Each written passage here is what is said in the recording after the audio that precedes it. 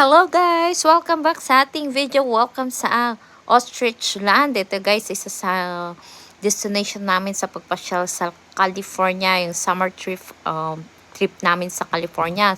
Nadaanan namin ito guys, papuntang Solvang. Ito guys, sa wakas nakakita na ako ng tunay na ostrich, hindi lang sa TV, hindi lang sa screen, kundi talagang personal talaga na nakita ko bangong. Dami-daming ostrich guys. Ito na yung tinatawag nilang ostrich land in USA. Ito guys, so share ko lang sa inyo yung video naming mag-anak na naglakad-lakad at namasyal dito sa park na ito. Ito ay nadaanan namin papunta sa Danish City. Yung Danish City na yan ay yung tinatawag nilang Solvang, ang Danish City sa USA.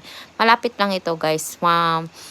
Nasa 5 minutes to drive lang away from Solvang City or Danish City. Right? Nag-enjoy po talaga kami guys sa pagpasyal dito at sulit na sulit talaga yung entrance kasi tulad ko na hindi pa nakakita ng ostrich na tinatawag, yun yung isang pinakamalaking ibon sa buong mundo. At ito na, medyo natakot akong lumapit kasi kakaiba talaga yung laki nila. Pero nakaka-amaze kasi ang babait ng mga ostrich na to. So, very friendly naman sila. Hindi naman sila talaga nakakatakot. Ayan guys, yung anak ko nagpapakain at yung asawa ko nagpapakain.